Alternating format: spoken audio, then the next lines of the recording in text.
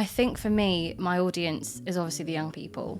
And so it's really about what is their voice. I think sometimes we can go and give them a solution and be like, you should do this, and actually you miss the opportunity to hear what are they struggling with, what are they dealing with that actually is impacting them, what is their circumstance. So for me, it was going to the young people first.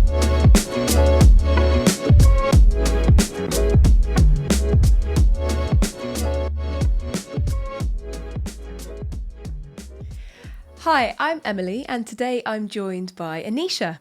Anisha has been an actor with Saltmine for 3 years, and this has taken her from playing a fairy, an angel, a disciple of Jesus, a teenager caught up in gang violence, and beyond. But her latest role has been a writer on the Filter script. That's our brand new show and workshop for secondary schools.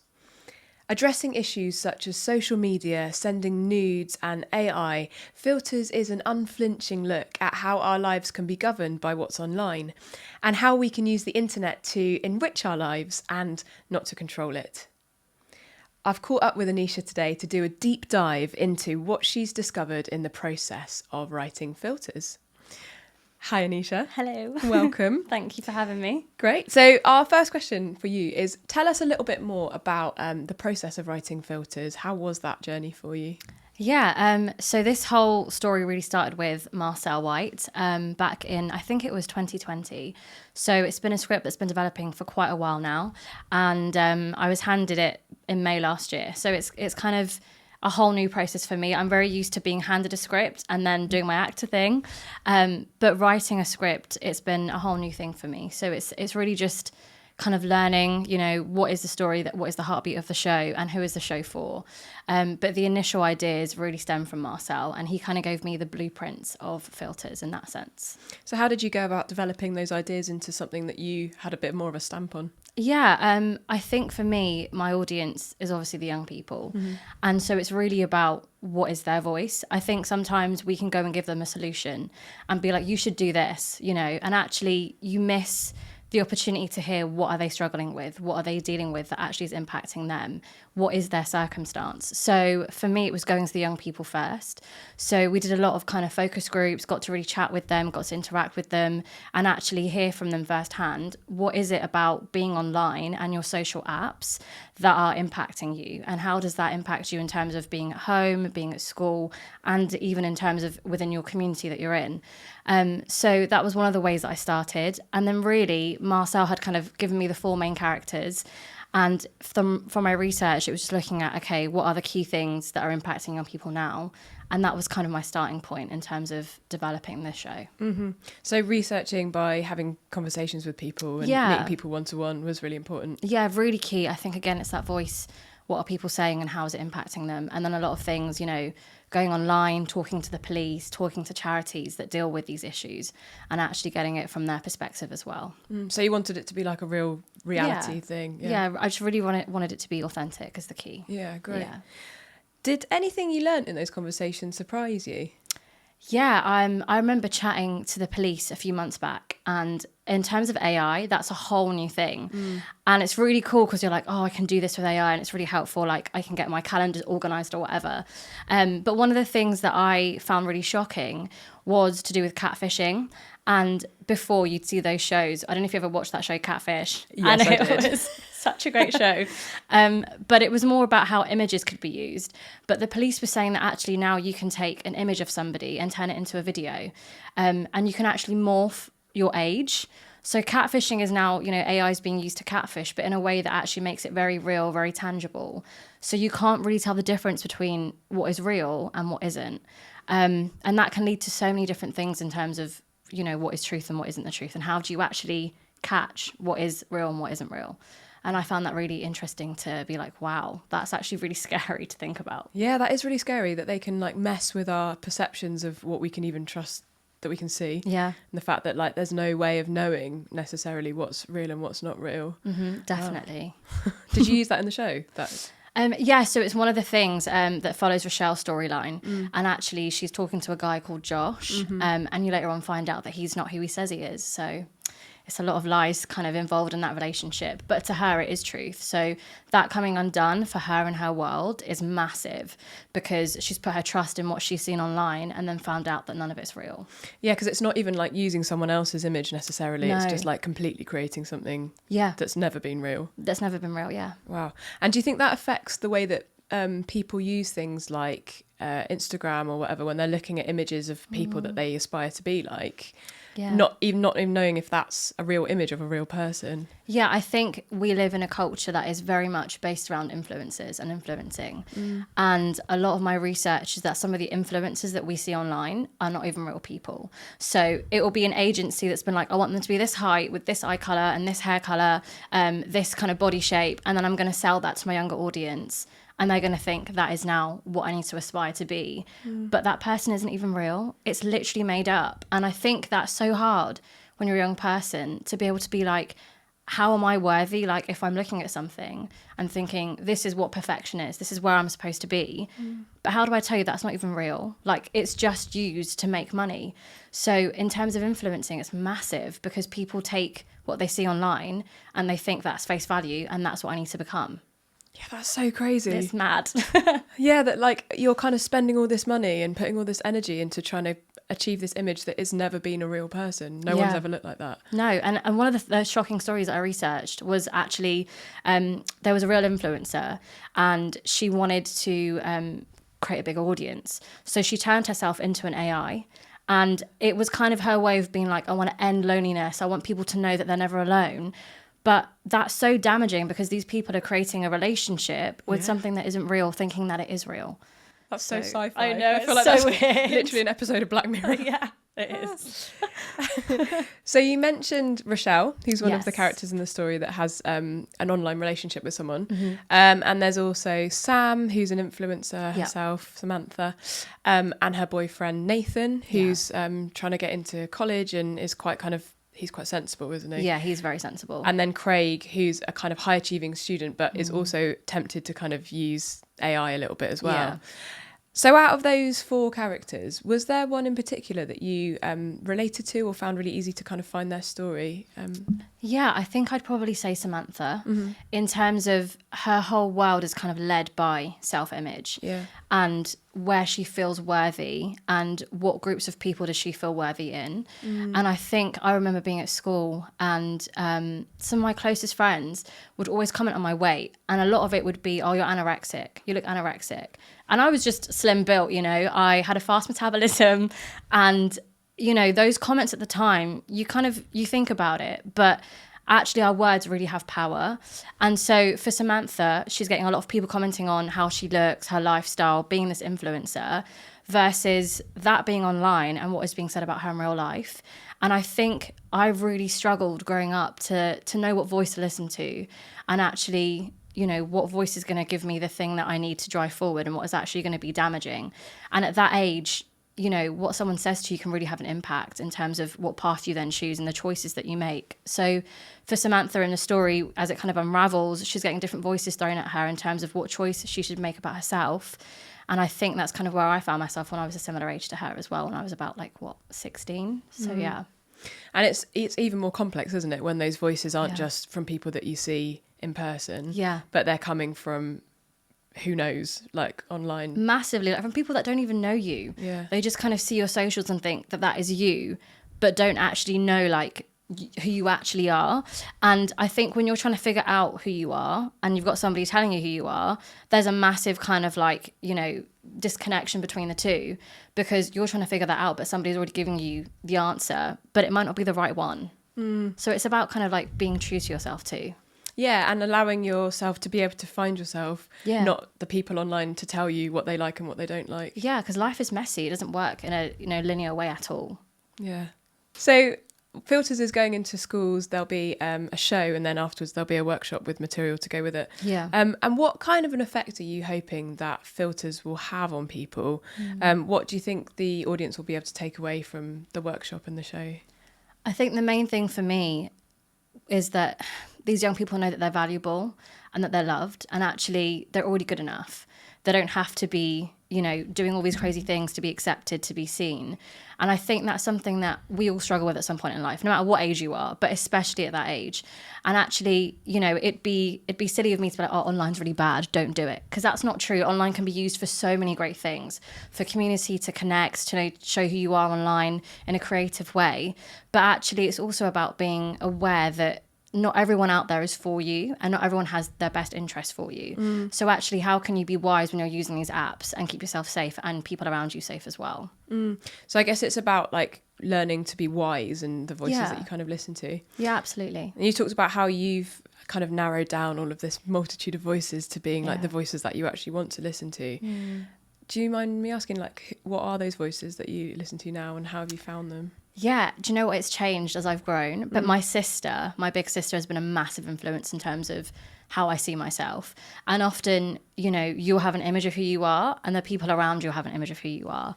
And they can be very different things. That's something that I've always grappled with, just based on, you know, different comments being said. But I, you know, I'm a believer of God as well. So that's massive for me in terms of what does Jesus say about me. But yeah, I think people around me have really fed into me becoming the person that I am now. And, you know, it's that whole culture of, oh, I'm going to make it on my own and I'm going to do it on my own. But that's just not true. You need people around you to help build you up. So pick those people wisely, I would say. Yeah, that's so good. And it's people that really want to see you be the best version of yourself. I think sometimes when you're online, everything just becomes really competitive, doesn't it? Yeah, it does. And you're scrolling through these images and thinking, that person's got this and I don't have that, or they're better than me at this. And because you don't really know them, it's just like comparing everything with them. Yeah, and constantly. finding yourself lacking. Which is just tiring as well. Yeah. Like, it just robs you of having any joy, because you're constantly looking at what somebody else is doing. And then you kind of have to kind of dispel the lie of actually what you see online probably isn't even true either. Like, oh, I bought these expensive trainers, taken a picture of them. How do you not know that they've then returned those trainers? You just don't know. So it's also then looking at something and being like, okay, actually, that might not be my life, and that's okay. How can I enrich myself and the people around me instead? It's wild, isn't it? Because it's like you talk about sharing your life online, but you're not really sharing, because you're not sharing the truth of it, or, you know, the hard bits.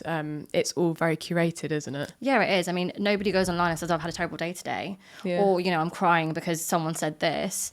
And actually, if we're going to be real, they're probably the things that we should be shown online, because it's more representative of what we live in, the reality of everyday life. Or at least sharing them with someone, you know, someone close to you, or exactly. like a sister or a friend, someone who cares. Yeah, definitely. Filters focuses quite a lot on the negative impacts of social media, of like putting our whole lives online. Yeah. But how do you think social media can have a positive impact on the way that we live? Well, I think for me personally, acting, in terms of the creativity that I have, for any creatives out there, it's a really good way to connect with other people and actually build community. Like I was saying, it's a really great place to meet other people. And I think also it's just that thing of how you connect with others. There's not always, you can't be everywhere at once. So there might be somebody across the country that is really good at something that you need help with. So it's actually, how can you use your giftings to help other people, and you can meet those people online as well. And I think it's just also another way to really find, in terms of, we all aspire to be something, or, you know, to find something that's like, oh, that's inspirational. And actually, it's just, how does your voice bring that to other people, but also other people, how can they do that for you online as well? So I think it just really, it broadens your horizons in terms of a worldly view too, which is great. Yeah, I mean, I love watching like travel videos and stuff, Yes. and being like, I'm never going to go to that country, but I'm glad that someone else has. What pasta are they eating? Oh, yeah. Yeah, I feel like there's loads of content out there that's really good for just getting ideas for things. Yeah, massively. And like you said, kind of developing creativity, Yeah. knowing how to live a bit more ethically, and Yeah. like recycle things or remake things. Yeah, absolutely. A lot of like fashion things that always come up for me as well, in terms of like ethical fashion. And I'm like, oh, I have to like, I've been convicted now. Yeah. I have to think about what am I buying, and, you know, where's that coming from? But that's the thing. Everyone has got something to say, and it's just picking out what matters to you in terms of, again, who do I want to follow? Who do I want to listen to? Yeah. And like connecting better with people that we know already, I guess. Like, Yeah. during lockdown, it was really important to be able to talk to people through FaceTime or whatever. Yeah. And like, I know that I've kept in touch with more people than I probably would have otherwise, because I can message them even if I haven't seen them for years. Yeah, it makes it so much more easier when you know you've got like FaceTime. Yeah. I couldn't imagine of, you know, being in lockdown and not having any of those kind of social platforms. It's already isolating. So actually having that was kind of like a great lifeline to have as well. Yeah. So it can definitely be used for like really good things. And yeah, absolutely. connecting, Yeah. sharing ideas. Yeah, there's lots of different things I think that are useful for it. I think, we're very quick, like you say, to pick on the negatives, but actually there are so many positives to being online that, you know, you can't ignore either. And it would be an unfair viewpoint to say that, oh, it's bad, because that's just not true. Yeah, you just can't make a blanket statement like that. Yeah, no, you can't. And be like, well, that's just, no one's going to listen to that. Do you know what I mean? So I want to check out your secondhand fashion things. They sound great. Yes. So I'll be looking at that. But what other tips can you give us for like healthy online life, or maybe accounts that are good to look at? What have you learned about that? I think it's about having boundaries, first of all. Okay. So it's knowing, okay, who am I following? Why am I following them? So I think I remember like years ago doing like a kind of a cleansing of like followers and stuff, and kind of like getting rid of people that I'm like, I don't actually really know who you are. So like, why am I following you? Why are you following me? So a lot of the people that I have now are actually connected to either acting or filming or kind of the creative industry, or other people that I'm like, oh, I just like find their content funny. So I think some of the people that I follow are like dog related content. I just love a good dog reel, you know. Nice. Like Labradors are great. But yeah, I think it's about having boundaries and knowing who you're talking to. And also, so like, for example, my online account is public. It's public because it's to do with acting and actually wanting to connect with people. But for some people, it might be that you need to be private, and that's completely fine as well. So it's just figuring out, I think if you're public, how much of yourself you want to share. And if you're private, it's knowing why you're private and, you know, who you accept in terms of following as well. So I think it's having that awareness. And then in terms of accounts that I follow, you know, I never really think about this because it's just things that I see all the time. But I think it's anything that kind of motivates or uplifts me and can affirm like the good voice in terms of what I'm listening to. So I won't be unrealistic. I've had to, you know, if I'm being honest, I remember posting an image online and I'd be like, oh, I'm going to wait for this amount of likes to come through.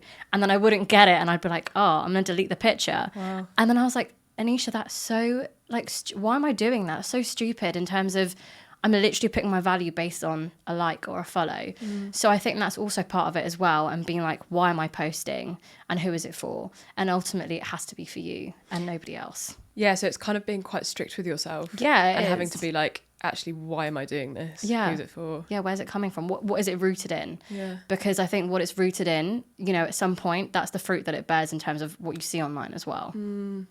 Because I've heard there's like a little chemical hit that you get in your brain when you post something and then people respond to it and you get like a little dopamine fix. Yeah. And I think for me, it's like worth remembering that that's actually like an addictive thing in the same way that like eating chocolate or crisp or something gives you like a little sugary hit. Yeah. It's actually like a chemical thing that happens in your brain. So if it's difficult to overcome that, it's worth recognizing that it is hard because it's doing something to and us. it's like what helps you break out of that cycle as well, because it is addictive. You could do that for hours and hours before you realize that actually you've been sat on your phone for hours waiting for someone to like or comment.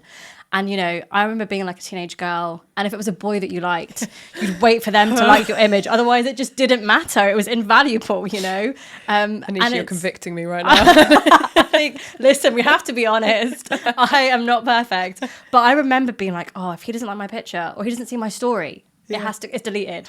But that's what I mean. It was rooted in not what I wanted, but it was rooted in, I want to come off this way. I want to be cool or, you know, be attractive in that way or whatever.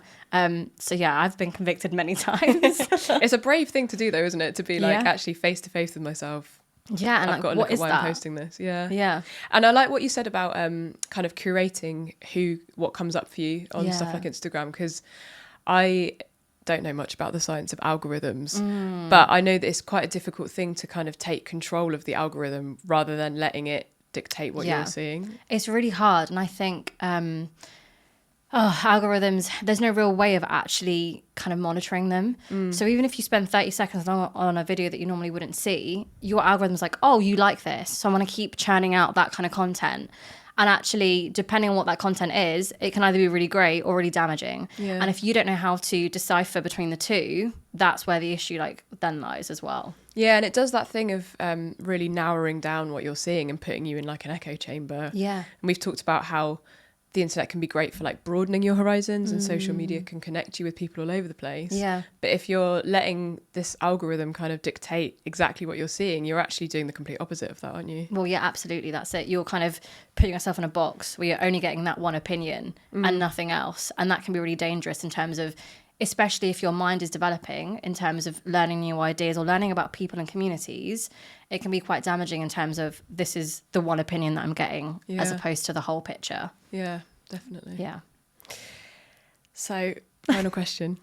Yay. Oh my gosh, it's gone so fast. Yay. Thinking of that 16-year-old person who was, struggling with the different voices and trying to work out her identity and had all of this incredible stuff to give, but didn't know where to give it. Yeah. What advice would you give your 16-year-old self? Oh, the golden question. That is a great question. I think just to be honest with where you're at. Yeah. I think I put so much pressure on what I should be, what I should look like, what am I going to achieve in life? And actually, I think all you have is one day at a time. And actually, that's enough. And you are enough, with the mess that you have, because we all have mess. And actually, it's just knowing that's okay. And it's okay to have the mess. And it's what makes you real. It's what makes us human. And actually, it doesn't always get easier. Like, it hasn't been easier. I'm not going to say I'm 28 now and everything's golden. It's not. But I think it's knowing that you're enough and actually just taking it one day at a time. Amazing. Yeah. You are enough. Take it Thank one day at you. a time. Yeah. Share the mess with the people that you trust. Yeah, exactly that. Yeah. Oh, thank you so much. Thank I feel you. like I've really enjoyed the conversation. Yeah, me too. And this is the first time writing, first time podcast. It's been, Smashing it. Thank you. It's easy to talk to you though, so it's great. Thank you so much, Anisha, and thank you for being so open and honest. And thank you for joining us. I hope you've enjoyed this episode of the podcast. Please subscribe for some more. And we would love to hear from you. So connect with us on social media. We are Salt Mine Theatre Company, and we'll see you next time.